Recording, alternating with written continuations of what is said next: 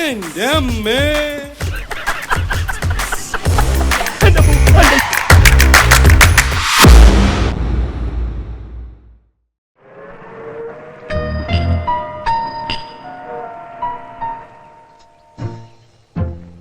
എന്നെ മനസ്സിലായോ? ഇല്ല. ഇതിനു മുമ്പ് കണ്ടിട്ടില്ലല്ലോ? ഇല്ല, നല്ല ഓർമ്മ കിട്ടുന്നില്ല. എങ്കിൽ ഇനി കൂടുതൽ ആലോചിക്കണ്ട, നമ്മൾ തമ്മിൽ ആദ്യമായിട്ടാ കാണണേ. ആരാന്ന് പറഞ്ഞില്ല. ഞാൻ ഇവിടുത്തെ പത്മജയുടെ ഫ്രണ്ടാ. നാട്ടിൽ വന്നപ്പോ ഒന്ന് കാണണോന്ന് കരുതി. ആ, വിളിക്കാം, വരൂ. മോളെ പത്മജേ. പിന്നെ ഒരു കാര്യം, കല്യാണ സാരി ഞാൻ ബാംഗ്ലൂരിൽ നിന്ന് എടുത്തോളാം. അതെന്റെ പ്രസന്റ് ആയിക്കോട്ടെ. Accident aunty. സംസാരിച്ച് നിന്നാലേ സമയം പോണെന്നറിയില്ല. ആരത്? വണ്ടി എടുത്തോ, വിട്ടോടാ.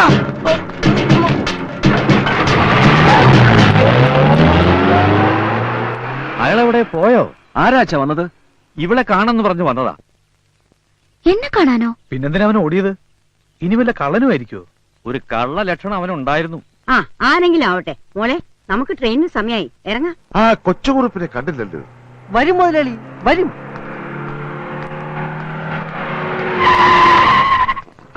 സാർ കാശ്. ഓ, ടെൻഷൻ കൊണ്ട് മറന്ന. എന്നാ മോർഫിംഗ്. അതെ, മോർഫിംഗ്. കേട്ടോ സാർ, സൂക്ഷിച്ചു പോ.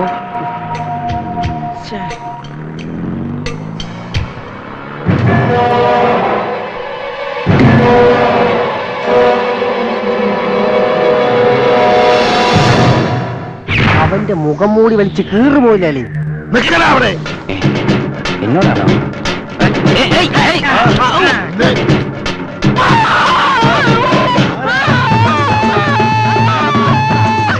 എന്താ പ്രശ്നം?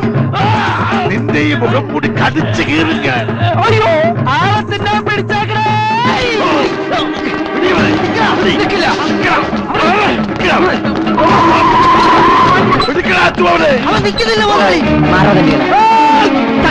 നോക്കി നിൽക്കാണ്ട് അവനെ പിടിയറ മക്കളെ.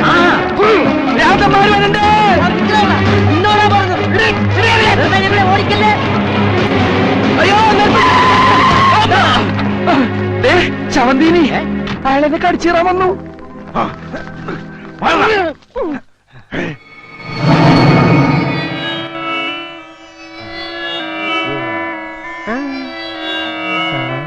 കളിച്ച് കളിച്ച് ഇയാള് മേലുപദ്രവം തുടങ്ങിയോ? ആ, നീ വണ്ടി കയറ്, ഇറങ്ങി കാര്യം മുടക്കണ്ട. എങ്ങട്? കല്യാണ ഡ്രസ് എടുക്കാൻ.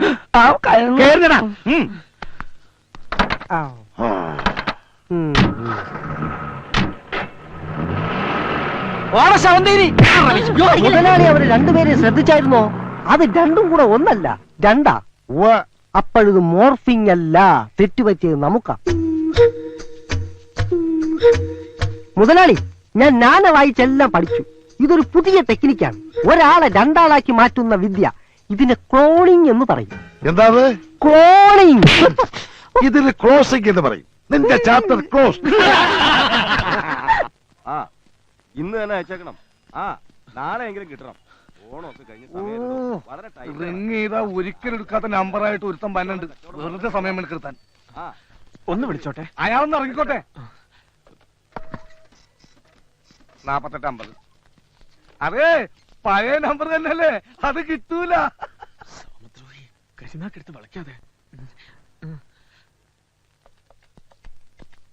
ഇതെന്താ നേർച്ചയാണ്? കൽക്കട്ടയ്ക്ക് ഒന്ന് വിളിക്കണല്ലോ. അതെ, ഒരു പ്രാവശ്യത്തെ കൂടുതൽ ട്രൈ ചെയ്ത് തന്നെ മെനക്കെടുത്തരുത്.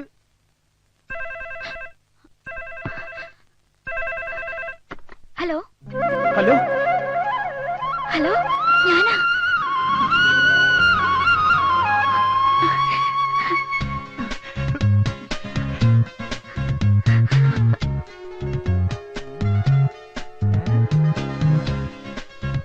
ഇത്രയും കാലം ഫോൺ കിട്ടാനിട്ടായിരുന്നു. കിട്ടിയപ്പോ ഒന്നും മിണ്ടുന്നില്ല. എന്താ ഇത്? ഹലോ, പറയോ? എന്താ എന്നെ പിന്നെ വിളിക്കാഞ്ഞത്? വിളിക്കണുണ്ടായിരുന്നു, കിട്ടണ മുഴുവൻ റോങ് നമ്പറാ. ഞാനിപ്പോ നാട്ടിൽ ഈ ഫോൺ ഒന്ന് കിട്ടാൻ വേണ്ടി ദിവസം പ്രാർത്ഥിക്കുന്നുണ്ടായിരുന്നു. ഞാനും. ദൈവം നമ്മുടെ കൂടെ ഉണ്ട്, അതുകൊണ്ടാണല്ലോ ഇപ്പോഴെങ്കിലും ഒന്ന് കിട്ടിയത്. ഞാൻ വലിയ ടെൻഷനിലായിരുന്നു. അതിനേക്കാൾ വലിയ ടെൻഷനില്ല ഞാൻ. എന്റെ കല്യാണം നിശ്ചയിച്ചിരിക്കുക. എന്നെ കൊണ്ടുപോവോ? ഞാൻ വിളിച്ച വരുമോ? എവിടെ വേണേലും വരാം. എന്നാ ഞാൻ ബാംഗ്ലൂർക്ക് വരട്ടെ? അത് വേണ്ട, ഞാൻ ഇന്ന് നാട്ടിൽ പോവാ. എന്നാ ഞാൻ വീട്ടിലേക്ക് വരാം. വീട് എവിടാന്ന് പറഞ്ഞാ മതി. വേണ്ട, എന്റെ അമ്മമാര് ഭയങ്കര പ്രശ്നക്കാരാ. അനിയൻകുട്ടി പറ, ഞാൻ എവിടെ വരണ്ടേ?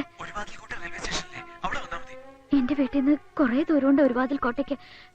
സാരില്ല, ഞാൻ എങ്ങനെയെങ്കിലും എത്താം. എപ്പോഴാ വരണ്ടേ? 27 തീയതി രാവിലെ 8 മണിക്ക് വന്നാ മതി. 27 തീയതിയോ?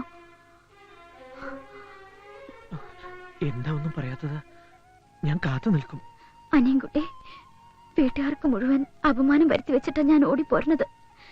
വരാതിരിക്കോ?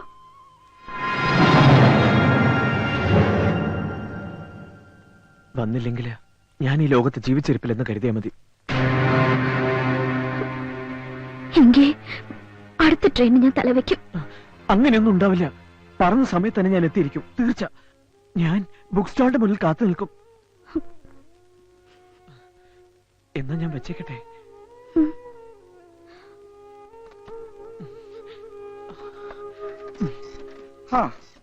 കൽക്കട്ട കൽക്കട്ട.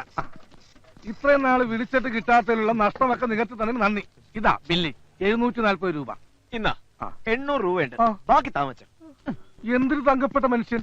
ഞാൻ തെറ്റിദ്ധരിച്ച് ഇടക്കിടക്ക് വരണേ. ഞാൻ മോനെ നല്ല സൈസ് ഒത്ത 10-20 അവിടെ കാണും. അവര് നിന്നെ നിരത്തും. കപ്പല് മറിക്കാൻ കൊഞ്ചുപൊടി മതിയെന്നല്ലേ കണക്ക്. അവരെ നേരിടാൻ എനിക്ക് ബുദ്ധിമതി, ശക്തി വേണ്ട. ബുദ്ധി നിങ്ങൾക്ക് കുറവാണെന്നറിയാം. എന്നാര് പറഞ്ഞു? അതുകൊണ്ടാണല്ലോ ഈ പണിക്ക് വന്നത്. എല്ലാം വിശദമായിട്ട് പറഞ്ഞു മനസ്സിലാക്കടാ.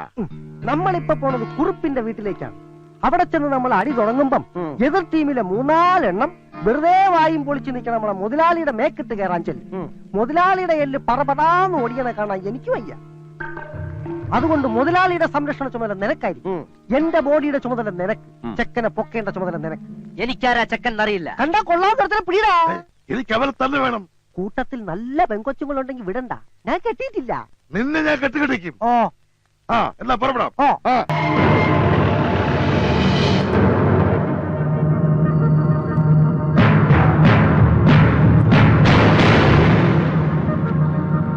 അവന്മാരുടെ പാർട്ടിയാ.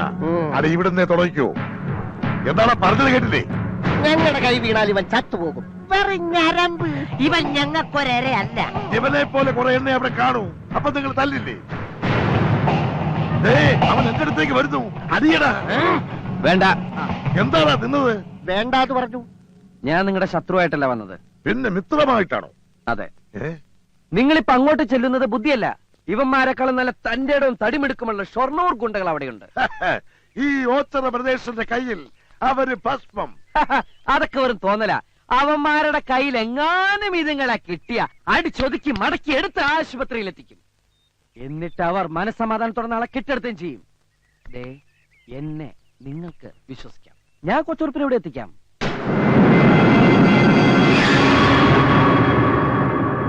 സംശയിക്കണ്ട.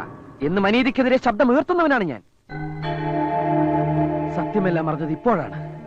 ഒരു പാവം പെൺകുട്ടിയെ വഞ്ചിച്ചിട്ട് മറ്റൊരു പെണ്ണിനെ താലി ചേർത്താൻ ഞാൻ സമ്മതിക്കില്ല. ഒരുക്കങ്ങൾ നടക്കട്ടെ. മുഹൂർത്തത്തിന് മുമ്പ് അവനെ ഞാൻ എവിടെ എത്തിക്കണമെന്ന് പറ. എത്തിക്കേണ്ടത് ഭഗവതി ക്ഷേത്രത്തിൽ. പക്ഷെ നിന്നെ വിശ്വസിക്കാവോ? വിശ്വസിക്കാം, ഉറപ്പ്. നീ ഇതുവരെ നിന്റെ ഉറ്റ സുഹൃത്തിനോട് കാണിച്ച അതേ സ്നേഹവും ആത്മാർത്ഥതയും നാളെ എന്നോടും കാണിക്കില്ല എന്നുണ്ടാ ഉറപ്പ്? മനസ്സിലായില്ല. നീ എന്നെ വലിപ്പിക്കില്ല എന്നുണ്ടാ ഉറപ്പ്? ഞാൻ വലിപ്പിക്കില്ല. അത് നിങ്ങൾക്ക് എങ്ങനെ അറിയാം? വലിപ്പീര് കേസുകളെ കണ്ടാൽ ഇവന്മാർക്കറിയാം.